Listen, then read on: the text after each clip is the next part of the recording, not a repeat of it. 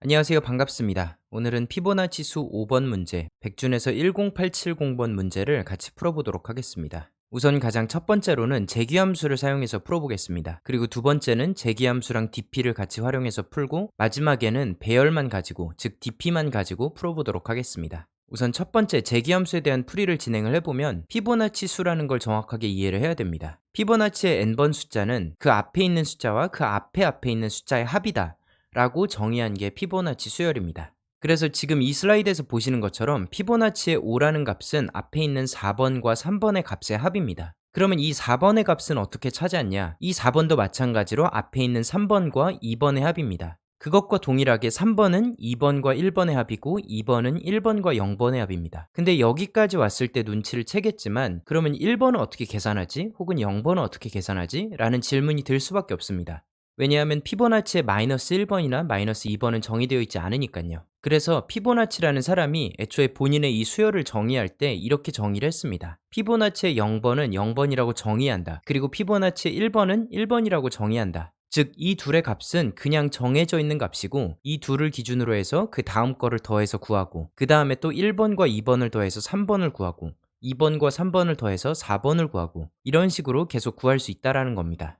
그러면 이 간단한 공식을 어떻게 재규로 구현을 하느냐, 그걸 한번 볼 텐데, 재규함수에는 크게 두 가지가 있습니다. 첫 번째는 재규함수의 기본 동작이 정의되어야 합니다. 여기서 말하는 기본 동작이라는 건 일반적으로 이 함수에 들어왔을 때 해야 되는 동작을 의미합니다. 지금 이 문제에서 우리가 피보나치라는 함수를 정의한다면 그 함수의 기본 동작은 여기에 나와 있는 이 공식이 될 겁니다. 왜냐하면 일반적으로는 내 앞에 있는 숫자와 내 앞에 있는 숫자를 더하면 지금 내가 찾고자 하는 n번째 피보나치 수를 찾을 수 있으니까 이게 기본적인 동작입니다. 그래서 함수를 구현할 때도 피보나치의 n번을 찾고자 할 때는 피보나치의 n-1번과 n-2번을 계산해서 그 각각을 구한 다음에 더한 값을 반환하면 되겠습니다.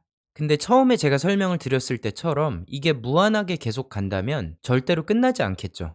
그래서 재규함수는 기본 동작만 있어서는 안 되고 탈출 조건이 꼭 필요합니다. 즉, 어느 시점에는 더 이상 재규함수를 또 호출하지 말고 여기서부터는 정해진 값을 써라, 혹은 여기서부터는 특정 방식으로 계산해서 써라 라고 재규적인 호출을 끊어줘야 되는 겁니다. 지금 이 문제 같은 경우는 n이 0이거나 n이 1일 때는 더 이상 재기함수를 호출해주면 안 될 겁니다. 왜냐하면 피보나치 0번에서 다시 호출을 해주면 피보나치의 마이너스 1번, 또 피보나치의 마이너스 2번을 계산하려고 할 거니까 그건 애초에 논리적으로 불가능하다 라고 저희가 정의를 한 거고, 0번이 왔을 때는 0을 반환하고 1이 왔을 때는 1을 반환한다. 그리고 그 외의 모든 경우에 대해서는 n-1과 n-1을 계산해서 더해주겠다. 그렇게 정의를 하고 구현을 시작하면 되겠습니다.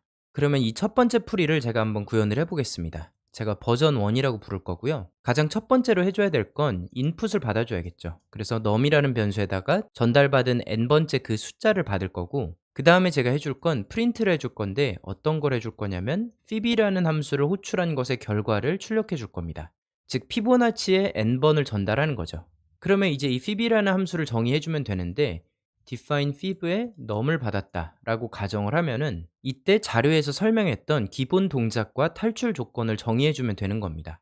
저 같은 경우는 기본 동작을 먼저 구현하는 걸 좋아합니다. 왜냐하면 기본 동작이 가장 일반적으로 수행되는 동작이니까 이걸 구현하는 게 더 쉽습니다. 지금 이 피보나치 함수에 있어서는 저희가 기본 동작이라고 적어줄 텐데, 진짜 별게 아니라 리턴할 건데 뭘 리턴할 거냐, 피보나치 함수를 다시 한번 콜해준 거, 어떤 거냐면 num-1번, 여기에다가 피보나치의 num-2를 호출한 값을 더해서 반환해 주겠다. 이게 전부인 거죠. 맞죠? 내가 피보나치의 num을 알고 싶으면 피보나치의 num-1과 피보나치의 num-2만 알면 된다 라고 정의를 하는 겁니다. 이게 제가 자료에서 말한 이 재규함수, 즉 피보나치 함수의 기본 동작인 거고, 이게 사실 피보나치의 전부인 겁니다. 근데 여기에서 끝나면 피보나치가 피보나치를 부르고 또 피보나치가 피보나치를 부르면서 무한하게 계속 부를 거니까 어느 순간에는 얘를 끊어주는 조건이 필요하다 라고 얘기를 했습니다. 그걸 저는 탈출 조건이라고 부를 거고, 여기다가 탈출 조건 이렇게 작성을 해주겠습니다. 그러면 언제 탈출을 하느냐, 걔를 적어주면 되는데, 만약 num이 0이면 그때 탈출을 해야겠죠. 그리고 이때는 어떤 값을 반환해 줄 거냐면 0을 반환해 주도록 하겠습니다. 그리고 마찬가지로 만약에 num이 1이라면 이때는 1을 반환해 주도록 하겠습니다. 그럼 얘가 어떤 식으로 동작을 하는지 한번 그려보면, 맨 처음에는 num이라는 값에 예를 들어 3이 들어왔다고 치겠습니다. 그러면 피보나치 함수가 두 번 더 호출될 겁니다. 한 번은 2라고 호출될 거고 한 번은 1이라고 호출이 될 겁니다. 우선 우리는 이 앞쪽만 동작하는 걸 한번 볼 텐데, 그러면 피보나치의 2번이 불려질 거고, 그럼 다시 한번 피보나치 함수에 들어오겠죠. 그래서 피보나치라는 함수가 2라는 값으로 불려질 거고, 이번에 불려진 이 피보나치 함수는 1번과 0번의 값을 알려달라고 다시 한번 호출할 겁니다. 그럼 이 피보나치 함수의 넘이 1일 때 호출이 됐다면 얘는 다시 한번 여기로 호출해주지 않고 여기에서 끝날 겁니다. 왜냐하면 내가 1이니까 나는 그냥 1을 가져가면 돼 라고 해서 그게 다시 넘이 2였을 때로 돌아가는 거고, 그럼 그때 이 좌측변이 그냥 1이 되는 겁니다. 그러면 그 당시에 이 넘이 2였으니까 피보나치의 0이 호출이 됐을 텐데, 얘도 마찬가지로 호출이 된 다음에 여기에 있는 넘은 0이기 때문에 0을 반환하게 될 겁니다. 그러니까 당연히 피보나치의 넘이 2일 대로 다시 돌아올 거고, 그러면 좌측변이 1이 되는 거고 우측변이 0이 되는 겁니다. 그러면 저희가 기대했던 대로 넘이 2일 때는 1과 0을 더해서 1이 반환되는 걸 볼 수 있을 겁니다. 이런 식으로 계속해서 피보나치가 한번 호출됐을 때 이게 쭉 끝까지 가서 언제 끝나냐면 넘이 0이거나 넘이 1일 때 끝나는 겁니다. 그러면 결국에는 이게 계속 호출되다가 어느 순간 0이나 1이 되면 계속 돌아오기 시작하면서 그 값들의 합을 계속해서 반환을 해줍니다. 그걸 언제까지 반환해 주냐면 우리가 맨 처음에 이 num이라는 값을 가지고 호출했을 때 바로 이 프린트 지점까지 반환을 하는 겁니다. 그러면 결국에는 우리가 원했던 그 값이 여기로 반환이 될 거고 그게 출력이 될 겁니다. 그래서 이 상태로 그대로 제출을 해도 정답이 나올 겁니다. 근데 여기서 이 조건을 조금 더 간소화를 해보자면 저는 이런 식으로 작성을 했습니다. 만약 num이 2보다 작다면 그냥 num을 반환해라 라고도 작성할 수 있을 겁니다. num이 2보다 작다라는 건 num이 0이거나 1이라는 건데, 그때는 원래 가지고 있던 0이나 1 그 값을 반환하면 된다는 겁니다. 왜냐하면 지금 이 좌측의 자료에서 보시는 것처럼 피보나치의 0번은 0이고 1번은 1이니까 내가 지금 호출한 피보나치라는 함수가 이 이하라면 그냥 원래 가지고 있던 그 값을 그대로 반환을 해도 정답이 될 겁니다. 그래서 첫 번째 풀이는 이런 식으로 작성을 할 수 있습니다. 이걸 제출하면 정답이 나올 거고, 지금 저희가 보고 있었던 10870번은 이렇게 정답을 구할 수 있습니다. 근데 이 똑같은 코드를 2747번인 피보나치 수라는 문제에 제출하면 정답이 안 나올 겁니다. 이 두 문제의 유일한 차이는 여기에 입력받는 이 num이라는 값의 최대값만 다를 뿐입니다. 지금 보고 있는 이 문제는 이 num이 20까지만 들어올 수 있는데 피보나치 수라는 문제에서는 45까지 들어올 수 있습니다. 그러면 당연히 연산 횟수가 가장 많은 건 45일 거니까 지금 이 코드를 한번 실행해서 45까지 돌렸을 때 얼마나 시간이 오래 걸리는지를 직접 한번 확인해 보시면 좋겠습니다. 직접 해보시면 아시지만 이게 정말 오래 걸립니다. 그게 왜 오래 걸리는지를 여기 슬라이드를 가지고 설명을 드리겠습니다. 예를 들어 우리가 피보나치의 9를 알고 싶다라고 하겠습니다. 그러면 당연히 우리는 피보나치의 7번과 피보나치의 8번을 구해야 될 겁니다. 맞죠? 근데 이 재귀함수의 특성상 우리가 피보나치의 7번을 알고 싶으면 그 다음에는 피보나치의 5번과 6번을 계산할 겁니다. 그리고 5번을 계산하기 위해서 3번과 4번을 계산할 거고, 6번을 계산하기 위해서 4번과 5번을 계산할 거고, 이런 식으로 계속해서 재귀가 호출될 겁니다. 그리고 그 맞은편에 있는 8번을 계산하기 위해서는 6번과 7번을 계산해야겠죠. 근데 여기서 뭔가 쎄한 게 느껴지시나요? 지금 보시다시피 우리가 이 피보나치의 9번을 계산하기 위해서 7번이 필요했고, 이 7번을 계산하기 위해서 5번과 6번이 필요했습니다. 그럼 이 밑에 계속해서 이 피보나치 5번을 계산하기 위해서 나무가 자라듯이 쭉 자랐다가 이게 다시 쭉 돌아오는 바로 재귀함수의 전형적인 형태대로 이렇게 자라났다가 돌아오고 자라났다가 돌아오고 이런 걸 반복을 할 겁니다. 근데 지금 이 9라는 애를 계산하기 위해서 7이 여기에도 나오지만 여기에도 나옵니다. 그리고 나서 또 봤더니 여기에도 6이 있는데 여기에도 6이 있습니다. 근데 또 쎄한 건 이 피보나치의 7을 계산하기 위해서도 5와 6이 필요한데 여기에 또 6이 있고, 근데 여기에 5가 있었고 얘를 계산하기 위해서도 5가 필요하고 여기에도 5가 있고, 이런 식으로 중복적인 연산이 계속해서 들어갑니다. 즉 우리가 한 번 계산했던 걸 또 계산하고 또 계산하니까 이게 성능이 절대로 나올 수가 없는 거죠. 그래서 45라는 숫자가 그렇게 크다고 느껴지지 않을 수 있지만 막상 이런 식으로 계속해서 재귀함수를 호출하다 보면 정말 커집니다. 그래서 이게 얼마나 비효율적인지를 직접 보고 싶으시면 여기 코드에다가 45개짜리 배열을 하나 만들고 각각의 숫자가 연산된 횟수를 하나씩 증가시킨 다음에 45라는 값을 가지고 이 함수를 호출했을 때 얼마나 많은 중복 작업이 있는지 그걸 보시면 됩니다. 근데 지금 이 예시만 봐도 보이시겠지만 이 9라는 거 하나를 계산하기 위해서 7이 얼마나 많이 계산이 되는지, 또 7을 계산하기 위해선 6이 얼마나 많이 계산되는지, 또 6을 계산하기 위해선 5, 그 다음엔 4, 또 3, 즉 내려가면 내려갈수록 중복적인 계산이 기하급수적으로 늘어나는 겁니다. 그러면 당연히 이걸 해결하기 위해서 우리가 할 수 있는 건 한번 연산해 놓은 결과를 기록해 두는 겁니다. 그게 바로 두 번째 풀이법인데, 이거를 우리가 아주 어려운 용어로 DP라고 표현을 합니다. 한글로는 동적 계획법이라고도 표현을 하는데, 사실 이 이름은 이 알고리즘의 특성을 정확하게 표현하지 못합니다. 동적 계획법을 가장 쉽게 표현한 방식은 뭐냐면 기억하며 풀기라는 겁니다. 그래서 DP는 정말 별게 아니라 내가 한 번 연산한 거를 다시 연산하지 않겠다, 어디에다가 잘 기록을 해놔서 똑같은 연산을 두 번 하는 일을 없도록 하겠다, 그게 DP의 전부입니다. 그러면 그걸 어떻게 구현할지 한번 같이 구현을 해보도록 하겠습니다. 지금 여기에 있는 코드를 그대로 복사를 해주고 버전 2로 작업을 해보겠습니다. 지금 우리가 이전에 했던 것과 동작은 동일합니다. 다만 중복 연산일 때는 그걸 하지 않고 우리가 기록해뒀던 걸 쓰겠다, 그게 전부인 거죠. 그러면 당연히 가장 먼저 필요한 건 기록하기 위한 배열일 겁니다. 그래서 저는 이런 식으로 dp라는 배열을 만들어 줄 거고, 얘는 -1로 초기화된 그런 배열로 만들겠습니다. 그리고 100이라는 값은 그냥 넉넉하게 선언을 한 거니까 크게 의미를 안 두셔도 됩니다. 나는 정확하게 하고 싶다 하시는 분들은 46개를 쓰셔도 되겠죠. 근데 저는 우선 넉넉하게 100개를 만들고, 그 다음에 제가 할 거는 뭐냐면 dp의 0번은 0이다, 또 dp의 1번은 1이다, 즉 애초에 계산이 필요하지 않고 그냥 정의로 정해졌던 값들은 이렇게 대입을 해주는 겁니다. 그 다음에 똑같이 우리가 피보나치라는 함수를 불러줄 텐데, 여기서 달라져야 될 거는 우리가 그때마다 연산을 해서 주는 게 아니라 dp라는 배열이 가지고 있는 값을 반환하겠다 라고 구현을 해주는 겁니다. 근데 문제는 우리가 dp라는 배열을 채운 적이 없으니까 채웠는지 안 채웠는지를 보고 안 채웠다면 한 번은 연산을 해주는 거고, 그 다음부터는 연산을 해주지 않도록 그렇게 구현을 하는 겁니다. 그럼 그걸 어떻게 하냐면 이런 식으로 작성할 수 있겠습니다.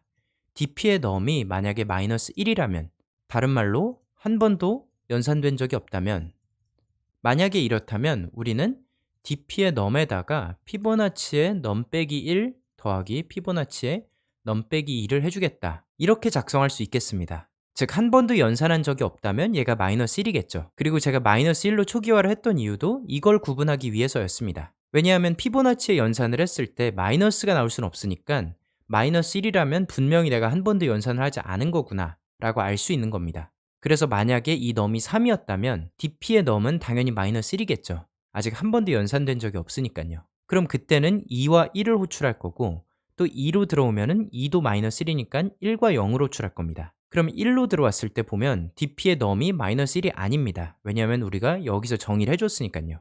그럼 얘는 따로 피보나치 함수를 호출하지 않고 바로 본인이 가지고 있었던 1이라는 값을 반환할 거고, 0도 마찬가지로 0이라는 값을 반환을 할 겁니다.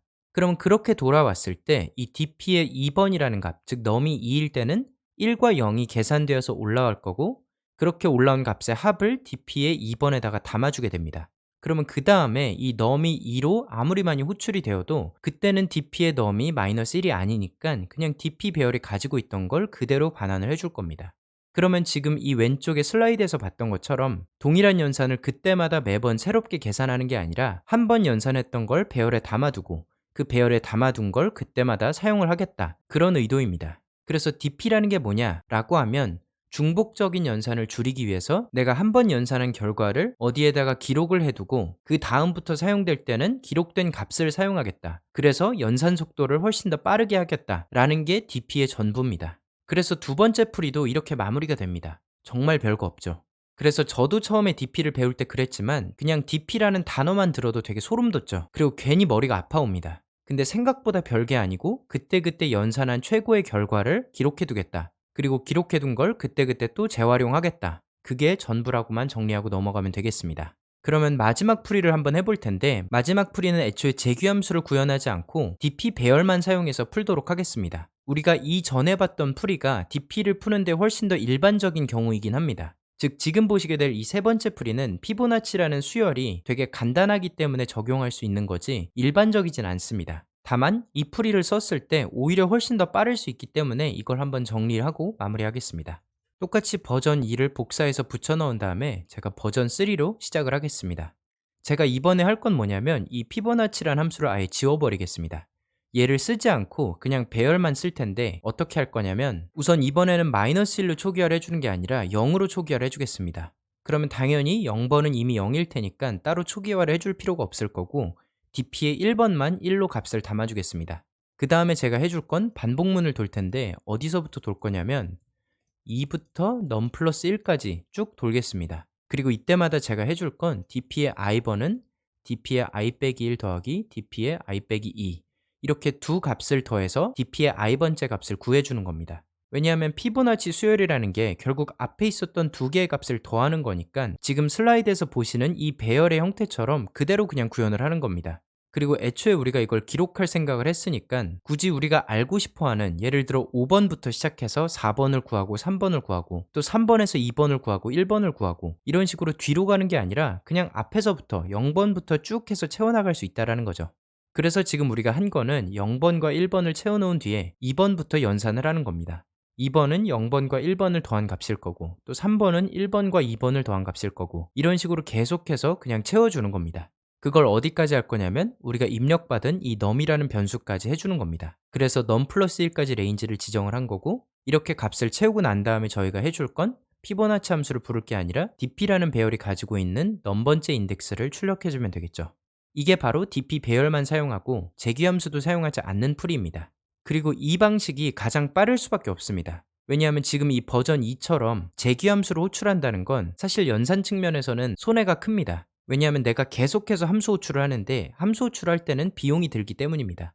그거에 비해서 여기서는 for loop만 계속 반복하고 있기 때문에 훨씬 더 성능이 좋을 수밖에 없습니다. 그래서 정리하자면 1번처럼 가장 단순한 형태로 구현하는 것도 하나의 풀이가 될 수 있습니다. 특히나 이 num이라는 값이 작을 때는 이 방식을 써서도 풀 수 있습니다. 다만 그때그때 연산을 하고 그걸 기록해두지 않다 보니까 이 num이 조금만 커져도 절대로 연산이 불가능해지니까 그때 우리는 이걸 어딘가 기록해둬야겠다 라는 걸 기억해야 된다는 겁니다. 그게 바로 버전 2랑 버전 3였는데 버전 2 같은 경우는 버전 1을 기준으로 해서 재규함수가 호출될 때 내가 연산이 된 적이 있는지 없는지를 보고 연산이 되지 않았을 때만 딱 한 번 연산하고 연산이 된 적이 있을 때는 기존의 결과를 그대로 반환해주는 이런 식으로 구현하는 게 가장 일반적인 형태입니다. 다만 지금 피보나치 수열은 워낙 간단하기 때문에 버전 3처럼 반복문을 통해서도 구현할 수 있다. 이렇게 정리를 하면 되겠습니다. 그래서 피보나치 수열 자체가 어렵냐 하면 그렇진 않습니다. 그리고 이 문제가 코딩 테스트에 나올 확률은 매우 낮습니다. 왜냐하면 대부분의 사람들은 한 번씩은 풀어보는 문제다 보니까 이 정도 수준이 나오진 않을 거예요. 그렇지만 이 문제가 여러분이 재규를 이해하고 dp를 이해하는 데 되게 큰 도움이 될 수 있으니까 만약 이 문제를 처음 보신 분이라면 여러 번 보시고 재규함수가 호출될 때마다 어떻게 동작을 하는지 그걸 하나하나 그려보면서 재규함수랑 dp를 정확하게 이해해 보시면 정말 큰 도움이 될 겁니다. 그러면 오늘 풀이는 여기서 마무리를 하고 저는 전구라는 문제에 대해서 풀이를 준비해서 다음 영상에서 뵙도록 하겠습니다. 오늘도 공부하시느라 고생 많으셨습니다.